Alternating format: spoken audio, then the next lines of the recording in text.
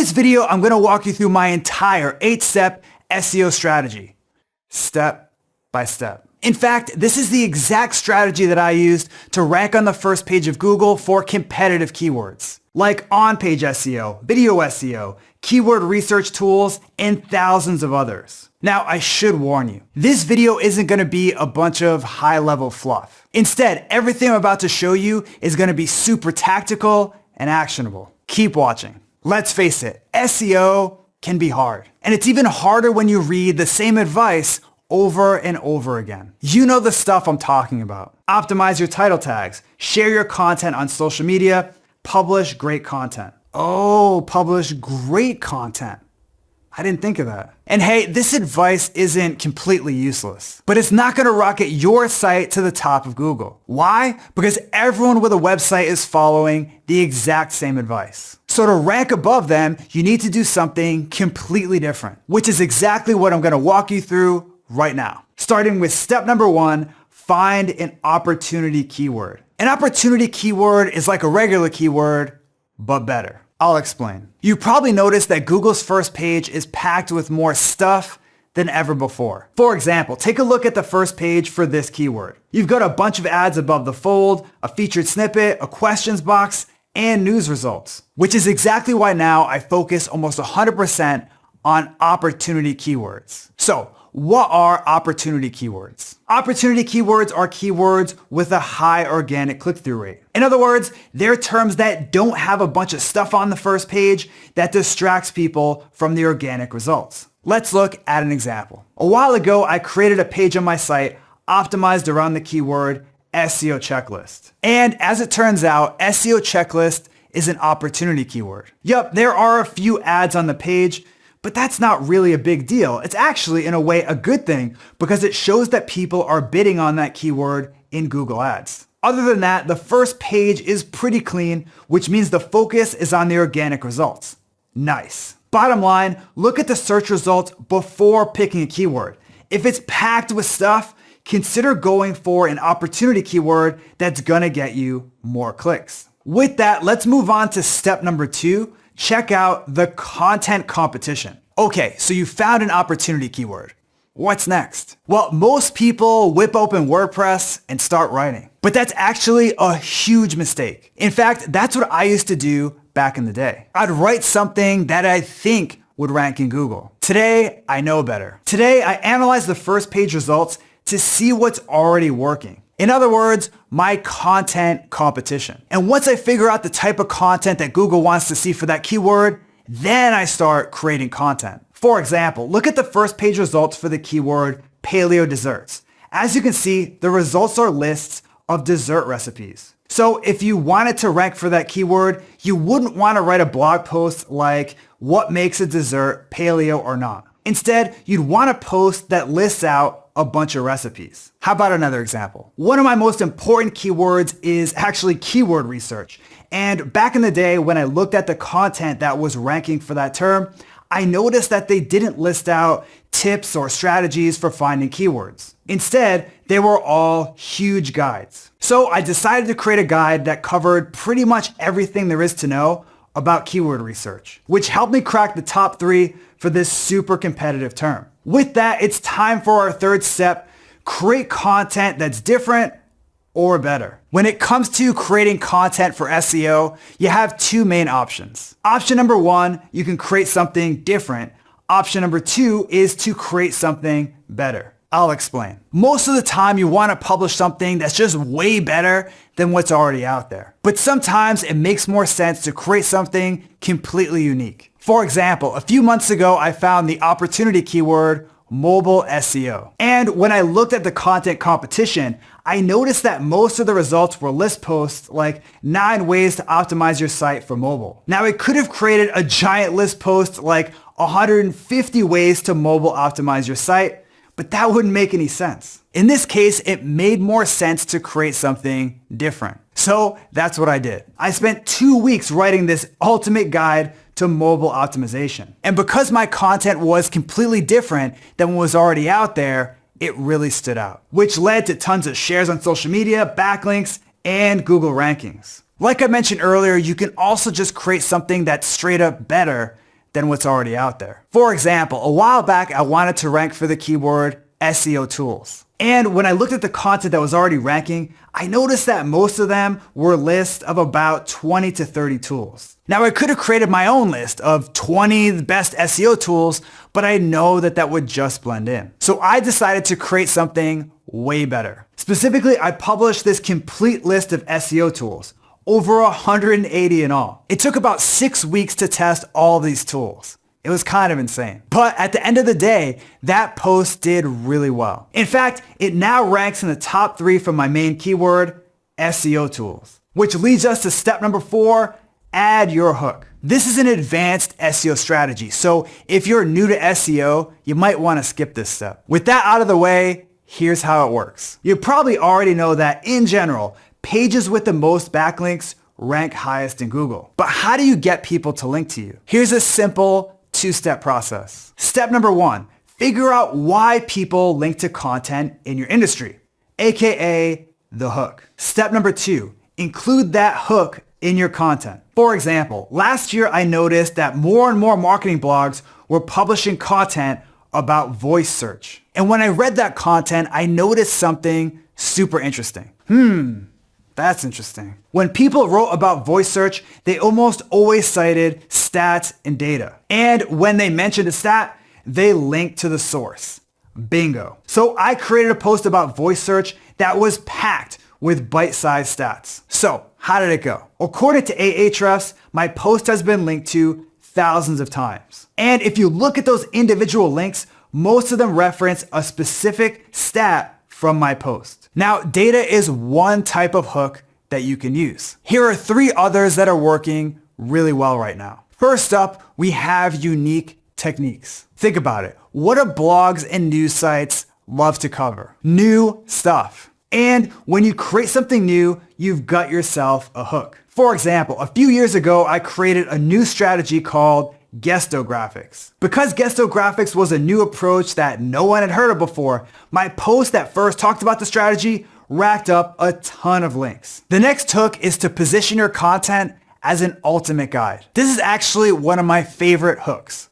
Why? Because it's really straightforward. In fact, when you publish a massive guide, your guide itself is the hook. Let's take a look at a real life example. A few years ago, I published this definitive guide to backlinks. Now, in my opinion, this is the most comprehensive guide to backlinks out there. In fact, the fact that my post covers everything there is to know about that topic is the hook. For example, once in a while, a blogger will mention the concept of backlinks in their post, but they're not going to dive deep into a full explanation right in the middle of their post. So they link to my guide as a way for their readers to learn more. Our last hook is to include results from case studies in your content. In my experience, case studies are one of the easiest hooks that you can use. And all you need to do is feature one result in your case study. This is a lesson that I had to learn the hard way. For example, a few years ago, I published this case study post on my blog. And this case study featured a ton of results. Some were about traffic, some were about social shares, and other stats were related to email subscribers. And all these stats meant that my case study lacked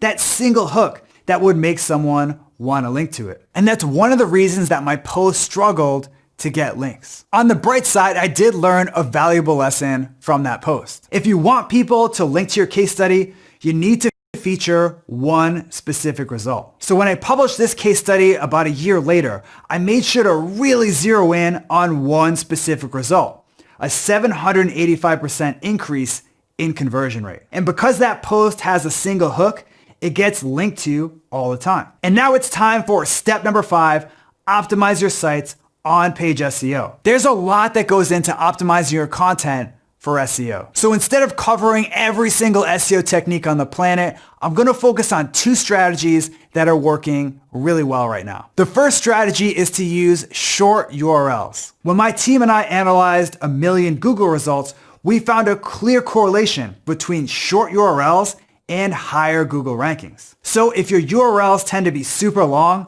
cut them down so they're nice and short. Now, to be clear, I don't recommend going back and changing your existing URLs because that can do more harm than good. Instead, just make your new URLs short and sweet. For example, my URLs are usually just my keyword or my main keyword plus a word before or after it. Next up, we have internal linking. Yup, internal links still work, but you have to do it right. Specifically, you want to link from high authority pages on your site to pages that you want to rank. Those internal links will send authority to the pages that you want to rank, which can give them a nice rankings boost. For example, last year I published this post on my site, and because the post was brand new, it had absolutely zero authority. So I went over to this post from my site that lots of people had already linked to and added an internal link to my new post. That's all there is to it. With that, let's jump right into step 6, the skyscraper technique 2.0. Now, you might have already heard of the skyscraper technique, a content marketing and SEO approach that went viral a few years ago. Now, the original skyscraper technique is pretty cool, but it doesn't cover something that's super important for ranking in Google today: search intent. Search intent is what a Google searcher is looking for when they perform a search. And the better your content matches their intent, the higher you'll rank. Let's look at how this works with a quick example. When I first started my blog, I wrote this post about getting more traffic. And in general, this post did pretty well in terms of social shares and comments. But no matter what I did, it wouldn't rank for any keyword, including my main keyword, increase website traffic. And one day, it hit me. My page didn't match the search intent for that keyword. I'll explain. Most of the content on Google's first page for increased website traffic were bite-sized traffic tips and strategies. In other words, they were list posts. My content, it was a high-level strategy post. People that searched for my keyword didn't want a high-level 4-step process. They wanted a list of bite-sized strategies. So I decided to rewrite my content from scratch. Specifically, I rewrote my content to better match search intent. So I turned this high-level process into a 27-point list post. And this single change boosted that page's organic traffic by 70.4%. Nice. With that, it's time for one of my favorite topics, content design. In my experience, your content's design can make or break your SEO. Imagine that you just wrote the best post ever written, but it looks like this. Well, no one in their right mind is gonna link to that page, and Google searchers that see an ugly page like that, they're gonna bounce back to the search results. That's why I personally spend a lot of time, money, and energy on content design. I've already mentioned a few of my definitive guides in this video.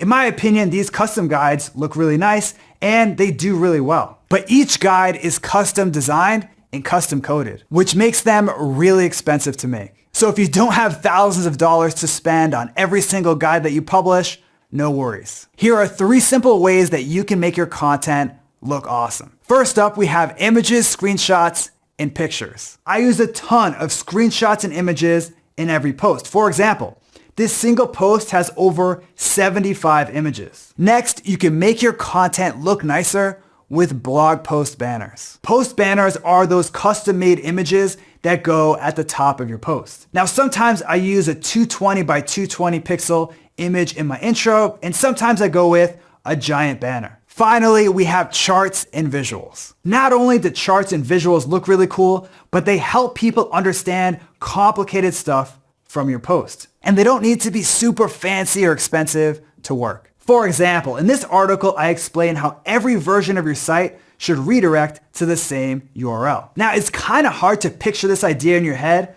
only with text. So I hired a graphic designer to make this simple visual. And now it's time for our last step, step number 8, build backlinks. So you just published an awesome piece of content on your site, a piece of content that has a hook, and it's also optimized for search intent. So what's next? It's time to build links to that page. Here's how. First, use something called the Content Roadshow. This strategy is all about getting your content in front of the right people. Who are the right people? People that run blogs in your industry. With that, here's exactly how the Content Roadshow works. A few years ago, I wrote a case study about the skyscraper technique. And to get the word out, I found people that recently shared content on that topic on Twitter. And I sent each of these people a personalized version of this outreach script. Notice how I'm not being a pushy jerk face. I'm just offering to send them a link to my post. And I sent this simple email to anyone that replied to my first message. And this simple technique landed me a ton of social shares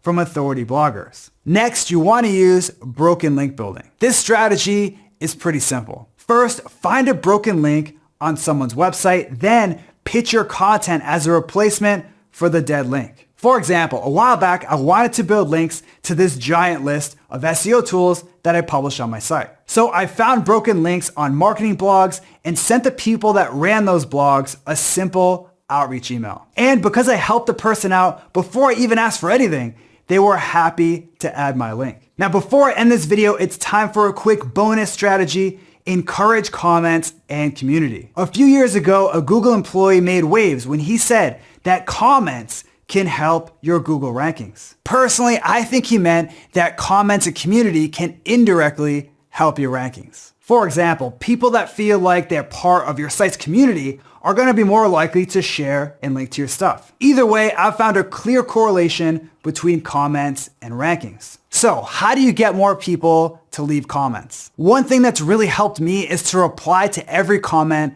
that I get. I see lots of people complaining that no one comments on their blog posts. But when I do look at their blog, they don't even bother to reply to the few comments that come in.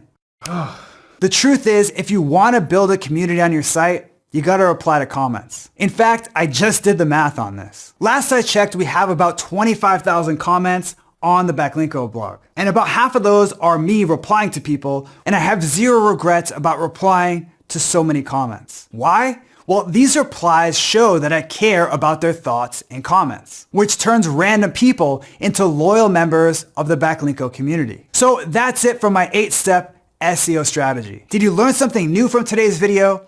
If so, make sure to subscribe to my YouTube channel right now. And if you want exclusive SEO and traffic techniques that I only share with subscribers, head over to backlinko.com and hop on the newsletter. It's free. Now, I want to turn it over to you. Which strategy from today's video are you going to use first? Are you going to try broken link building? Or maybe you're ready to start replying to comments. Let me know by leaving a comment below right now. Good old-fashioned facepalm. Am I good? I'm shiny again. Option 1,